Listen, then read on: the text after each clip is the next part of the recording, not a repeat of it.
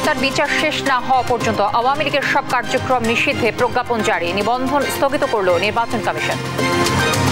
Election commission সিদ্ধান্ত নিয়েছে যে আওয়ামী লীগের নিবন্ধন স্থগিত করা হলো।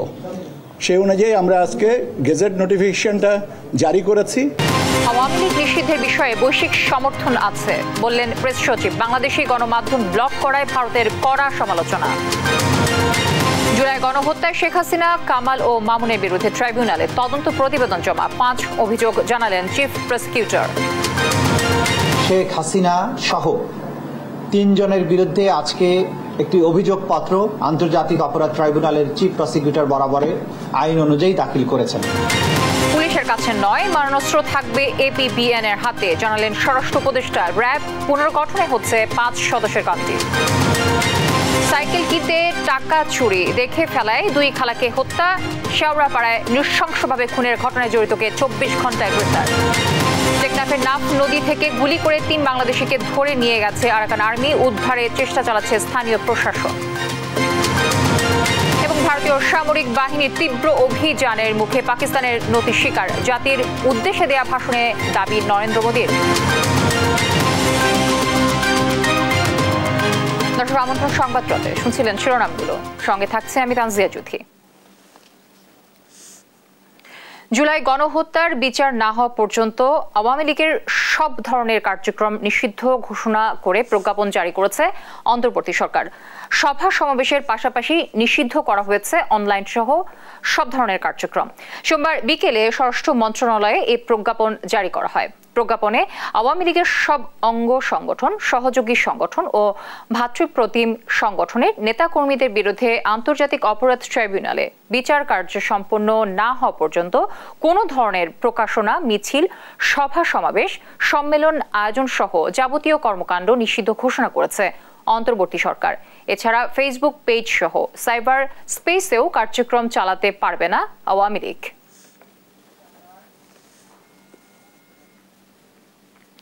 আওয়ামী লীগের কার্যক্রম নিষিদ্ধের পর এবার দলটির নিবন্ধন স্থগিত করল নির্বাচন কমিশন। সোমবার রাতে রাজধানীর আগারগাঁওয়ে ইসি কার্যালয়ে এক সংবাদ সম্মেলনে এমন সিদ্ধান্ত জানান নির্বাচন কমিশনের সিনিয়র সচিব আক্তার আহমেদ। এ সময় তিনি আরও বলেন, স্বরাষ্ট্র মন্ত্রণালয়ের প্রজ্ঞাপনের আলোকে নির্বাচন কমিশন এই সিদ্ধান্ত নিয়েছে। স্বরাষ্ট্র মন্ত্রণালয়ের যে বিজ্ঞপ্তি প্রজ্ঞাপন, সেটা ধারাবাহিকতায় ইলেকশন কমিশন সিদ্ধান্ত নিয়েছে যে আওয়ামী লীগের নিবন্ধন স্থগিত করা হলো। সেই অনুযায়ী আমরা আজকে গেজেট নোটিফিকেশনটা জারি করেছি। আপনারা গেজেটের কপিটা বিজি প্রেস থেকে পেয়ে যাবেন। আওয়ামী লীগের কার্যক্রম নিষিদ্ধের বিষয়ে বৈশ্বিক সমর্থন আছে বলে জানিয়েছেন প্রধান উপদেষ্টার প্রেস সচিব শফিকুল আলম। জানান, সব রাজনৈতিক দলের সঙ্গে আলোচনা করেই দলটির কার্যক্রম নিষিদ্ধের সিদ্ধান্ত হয়েছে। ঢাকা রিপোর্টার্স ইউনিটি আয়োজিত মিট দ্য রিপোর্টার্স এইসব কথা বলেন তিনি। এ বিষয়ে আরো জানাচ্ছেন আমাদের সহকর্মী জান্নাতুল মোহনা। ঢাকা রিপোর্টার্স ইউনিটির নিয়মিত আয়োজন মিট দ্য রিপোর্টার্সে এবারের অতিথি ছিলেন প্রধান উপদেষ্টার প্রেস সচিব শফিকুল আলম। তিনি বলেন, পতিত সরকারের আমলে দেশের বিভিন্ন গণমাধ্যমে অপসাংবাদিকতা তদন্তে জাতিসংঘের বিশেষজ্ঞ দলকে আমন্ত্রণ জানানো হবে। ইউএনের যে অফিসকে আমরা একটা চিঠি দিচ্ছি, এটা আজকালকের মধ্যে যাবে। চিঠিতে আমরা বলছি যে তারা যেন একটা ইন্ডিপেন্ডেন্ট এক্সপার্ট নিয়ে এসে বাংলাদেশের জার্নালিজম কিভাবে ফেইলুর হয়েছে গত 15 বছর, হাসিনার 15 বছর। প্রশ্নের জবাবে প্রেস সচিব বলেন, ডক্টর মোহাম্মদ ইউনূসের ব্যক্তিগত কোনো সম্পত্তি নেই, একটি গাড়ির মালিকানাও তার নামে নেই। ওই প্রত্যেকটা প্রতিষ্ঠানে উনার একটা শেয়ার আছে কিনা, একটা টাকা উনি ওন করেন কিনা। শেখ হাসিনার হাতেই দেশে গুমের সূচনা উল্লেখ করে তিনি বলেন, মানবাধিকার লঙ্ঘন ও ভোটাধিকার কেড়ে নেয়ার দায়ে আওয়ামী লীগের কার্যক্রম নিষিদ্ধের সিদ্ধান্ত নেওয়া হয়েছে। এ নিয়ে সবার সমর্থন রয়েছে। এনসিপির বিষয় না, এটা সমস্ত পার্টি যারা জুলাই গণঅভ্যুত্থানে ছিল, বাংলাদেশের মানুষের সাপোর্ট আছে যে এই ডিসিশন ইন্টারিম গভর্নমেন্ট নিয়েছে। আপনি পুরো বাংলাদেশে একটা স্বস্তির নিঃশ্বাস ফেলেছে এই আওয়ামী লীগের কার্যক্রম নিষিদ্ধ হতে। ভারতে বাংলাদেশের 7টি টিভি চ্যানেল বন্ধ করাকে ন্যাক্কারজনক আখ্যা দিয়ে শফিকুল আলম বলেন, সত্য প্রচার না করে তামাশা বিক্রি করে ভারতের টেলিভিশন। সত্য কথাকে আসলে তারা নিতে পারছেন না। জান্নাতুল মোহনা, দেশ টিভি, ঢাকা। আমি মনে করি অবমাননার প্রতিবাদ জানিয়ে ঢাকা বিশ্ববিদ্যালয়ে সমবেতভাবে জাতীয় সঙ্গীত পরিবেশন করেছেন সাধারণ শিক্ষার্থীরা।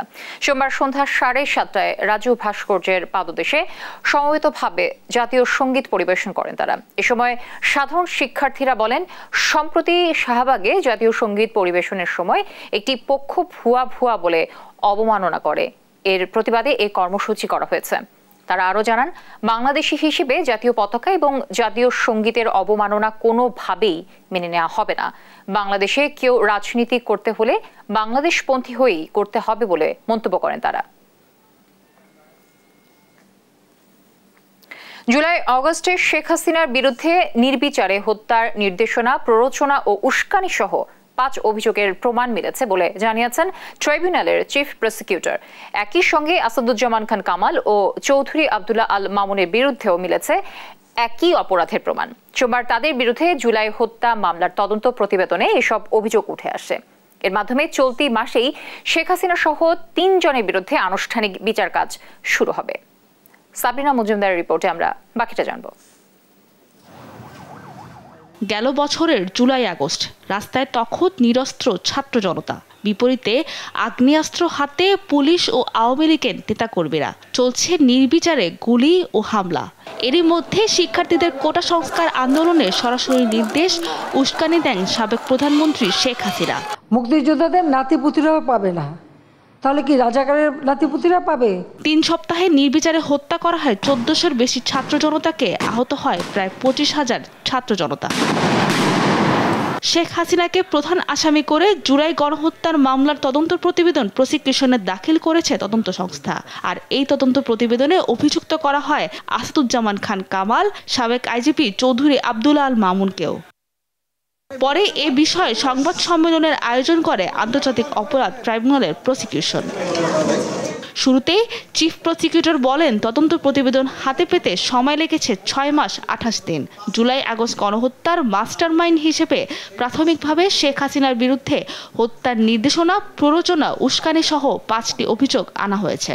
আমাদের তদন্ত সংস্থা তদন্তে শেখ হাসিনার কিছু টেলিফোনিক কনভারসেশন যেগুলো জব্দ করেছেন, যেখানে তিনি বারবার সুস্পষ্টভাবে নিশ্চিত করেছেন যে তিনি রাষ্ট্রীয় সকল বাহিনীকে নির্দেশ দিয়েছেন হেলিকপ্টার, ড্রোন, এপিসি সহ মারণাস্ত্র ব্যবহার করে যারা বাংলাদেশে একটি ন্যায়সঙ্গত অধিকার আদায়ের জন্য শান্তিপূর্ণ আন্দোলনের রত ছিল তাদেরকে সম্পূর্ণ নিশ্চিহ্ন বা নির্মূল করার জন্য তিনি নির্দেশ দিয়েছিলেন। তাজুল ইসলাম বলেন, আন্দোলন দমাতে শেখ হাসিনা যেসব নির্দেশনা দিয়েছেন তার অডিও ভিডিও ক্লিপ শহীদ পরিবারের সদস্য, আহত ও আন্তর্জাতিক মহলের তথ্য প্রমাণ সাক্ষী হিসেবে উপস্থাপন করা হবে।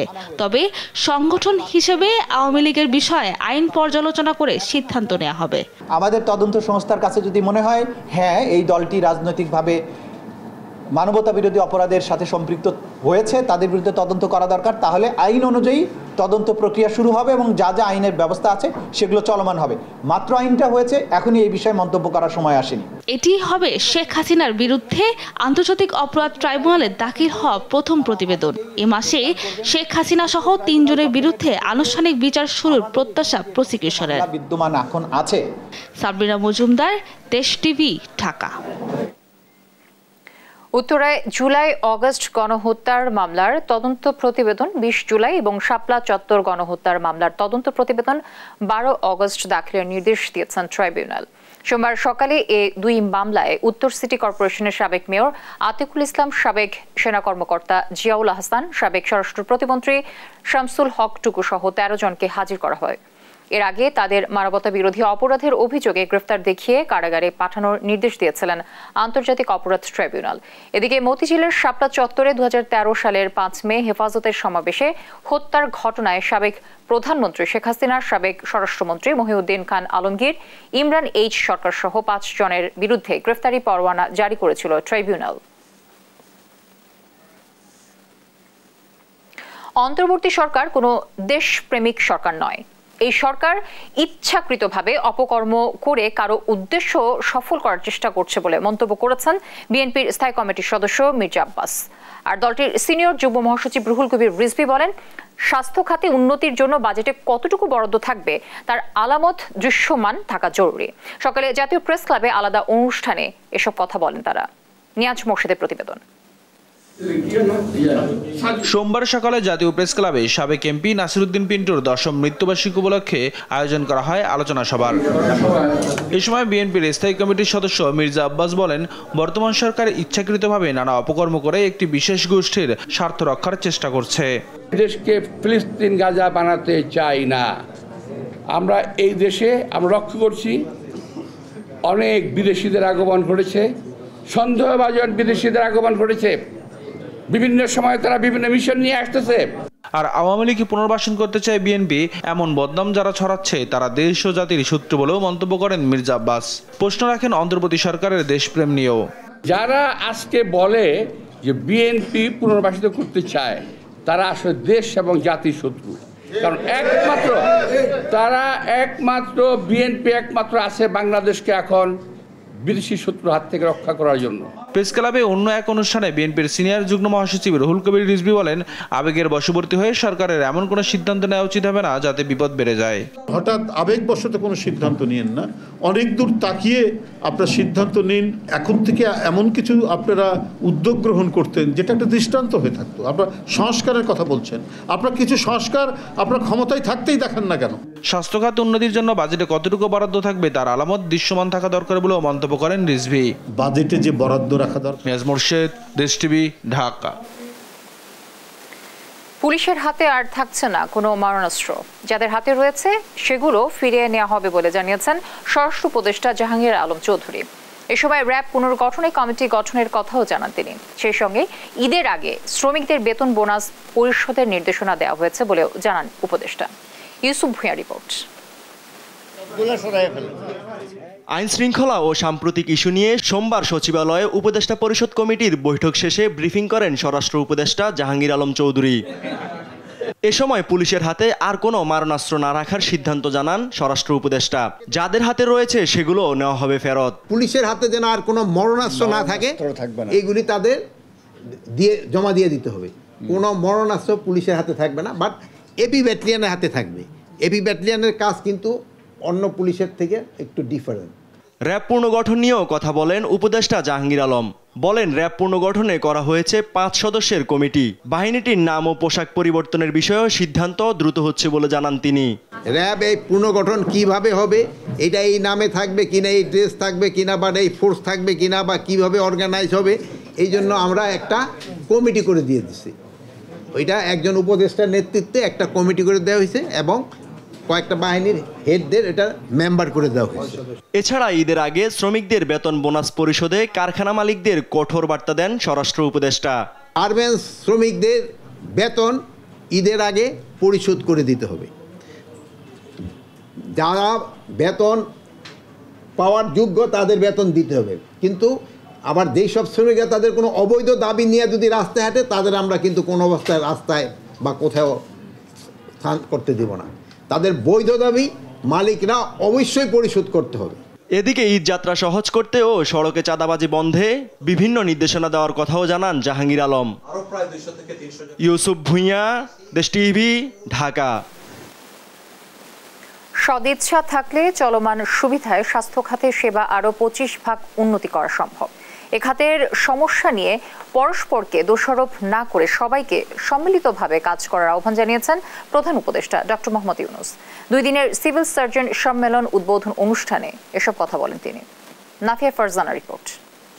সম্মেলন 2025-এর স্বাস্থ্য খাতকে ঢেলে সাজাতে উদ্যোগ নিয়েছে অন্তর্বর্তী সরকার। এর অংশ হিসেবে দেশে প্রথমবারের মতো আয়োজন করা হয়েছে জেলা পর্যায়ের স্বাস্থ্য প্রশাসকদের নিয়ে সিভিল সার্জন সম্মেলন। সোমবার সকালে প্রধান উপদেষ্টার কার্যালয়ে 2 দিনের এই সম্মেলন উদ্বোধন করেন প্রধান উপদেষ্টা ডক্টর মোহাম্মদ ইউনূস। উদ্বোধনী অধিবেশনে দেশের স্বাস্থ্য খাতের সমস্যা ও সম্ভাবনা তুলে ধরেন সিভিল সার্জনরা। অবৈধ ক্লিনিক ও ল্যাব, ভুয়া ডাক্তার, দালাল চক্র, ভেজাল ওষুধ নিয়ন্ত্রণে সিভিল সার্জনদের সীমিত আকারে মোবাইল কোর্ট পরিচালনার ক্ষমতা প্রদান করা জরুরি। দেশের প্রতিটি মানুষ যেন সময় মতো মানসম্পন্ন, সাশ্রয়ী ও মানবিক স্বাস্থ্যসেবা পায় তা নিশ্চিত করতে আপনাদের ভূমিকা অত্যন্ত গুরুত্বপূর্ণ। আর প্রধান উপদেষ্টা বলেন, সবাই আন্তরিক হলে চলমান সুবিধায় স্বাস্থ্য খাতে আরও 25 ভাগ উন্নতি করা সম্ভব। সমস্ত অভাব এবং ঘাটতির মধ্যেই আমরা এর চেয়ে ভালো করব। আমি একদম নিশ্চিতভাবে বলতে পারি স্বাস্থ্যসেবা 25% ভালো গেছে। শুধু এইটুকু চিন্তা করে আমরা এর চেয়ে ভালো করব। স্বাস্থ্য খাতের মান উন্নয়নে গাফিলতি ও ঘাটতি কমাতে হবে উল্লেখ করে তিনি বলেন, পরস্পরকে দোষারোপ না করে সবাই মিলে স্বাস্থ্য খাতকে এগিয়ে নিতে হবে। স্বাস্থ্যসেবা যে স্বাস্থ্যহীন সেটা আমরা সবাই বুঝি এবং একে অপরকে দোষ দিই, এর কারণে এটা হয় না, ওর কারণে এটা হয় না। দোষ দিলে তো স্বাস্থ্যহীনতা দূর হয়ে যাবে না, এটার প্রতিকার করতে হবে যাতে করে আমরা স্বাস্থ্যসেবা সঠিকভাবে করতে পারি। জনবল ও যন্ত্রপাতি সহ সমস্যা সমাধানে কাজ চলছে জানিয়ে প্রধান উপদেষ্টা বলেন, সীমাবদ্ধতার দোহাই না দিয়ে যা আছে তা নিয়েই সেবা চালিয়ে যেতে হবে। নাফিয়া ফারজানা, দেশ টিভি, ঢাকা। ফ্যাসিবাদ পালানোয় গণতন্ত্রের প্রাথমিক বিজয় হলেও কাঠামোগত রূপান্তর ছাড়া বাংলাদেশকে একটি গণতান্ত্রিক রাষ্ট্রে রূপান্তর করা সম্ভব নয় বলে মন্তব্য করেছেন জাতীয় ঐকমত্য কমিশনের সহ সভাপতি অধ্যাপক আলী রিয়াজ। ঐকমত্য কমিশনের সঙ্গে নিজামে ইসলাম পার্টির মতবিনিময় সভায় এসব কথা বলেন তিনি। বলেন, গণতান্ত্রিক রাষ্ট্র প্রতিষ্ঠায় রাজনৈতিক দলগুলোর অঙ্গীকারকে জাতীয় সনদ হিসেবে রূপান্তরে কাজ করছে কমিশন। আলিমুজ্জামান সাফনের রিপোর্ট। সোমবার জাতীয় সংসদের এলডি হলে ঐকমত্য কমিশনের সঙ্গে সংলাপে বসে গণতান্ত্রিক বাম ঐক্য ও নিজামে ইসলাম পার্টি।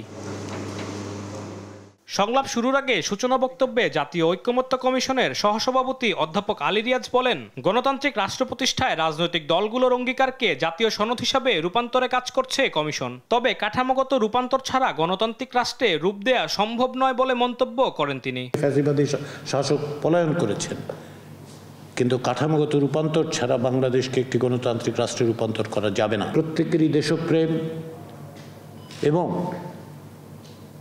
একটি সমৃদ্ধশালী রাষ্ট্র, একটি গণতান্ত্রিক রাষ্ট্র, একটি জবাবদিহিমূলক রাষ্ট্র প্রতিষ্ঠার জন্য প্রত্যেকেরই একইভাবে যে অঙ্গীকার, সেই অঙ্গীকারকেই আমরা একটি জাতীয় সনদে রূপান্তর করতে চাই। সংলাপ শেষে গণতান্ত্রিক বাম ঐক্য জোটের পক্ষে বাংলাদেশ সাম্যবাদী দলের সভাপতি বলেন, জাতীয় সংসদ নির্বাচনের আগে স্থানীয় সরকার নির্বাচন চান না তারা। নির্বাচনে টাকার খেলা ও পেশিশক্তি প্রদর্শন বন্ধের পাশাপাশি দুর্নীতি বন্ধের দাবিও করা হয়। অনেক দল আপনার কই সংসদ পরে এবং স্থানীয় সরকার, আমরা সংসদ আগে নির্বাচন চাইছি এবং স্থানীয় সরকার পরে। দ্বিতীয় বৈঠক শেষে ঐকমত্য কমিশনের সংস্কার প্রস্তাবে সর্বোচ্চ 155টিতে একমত হয়েছে বলে জানায় নিজামে ইসলাম পার্টি। 5 দশক অতিক্রম করার পরে হলেও আমাদের বাংলাদেশের মানুষ আশা করতে পারে, বাংলাদেশের মানুষ স্বপ্ন দেখতে পারে, আমরা নতুন আঙ্গিকে নতুন দিগন্ত উন্মোচন করার জন্য বাংলাদেশের পতাকাকে হাতে ধরে এগিয়ে যাব ইনশাআল্লাহ। জাতীয় ঐকমত্য গঠনে সংলাপ আলোচনার উদ্যোগকে স্বাগত জানিয়েছে রাজনৈতিক দলগুলো। আলিমুজ্জামান সাফওয়ান, দেশ টিভি, ঢাকা। রাজধানী শেওড়াপাড়ায় 2 বোনকে নৃশংসভাবে হত্যার ঘটনায় জড়িতকে 24 ঘন্টার মধ্যে গ্রেফতার ও হত্যার আলামত জব্দ করেছে ডিবি পুলিশ। ডিএমপি যুগ্ম কমিশনার মোহাম্মদ নাসরুল ইসলাম জানান, আপন বোনের ছেলে 15 বছর বয়সী গোলাম রব্বানী খান তাজের হাতেই খুন হন 2 বোন।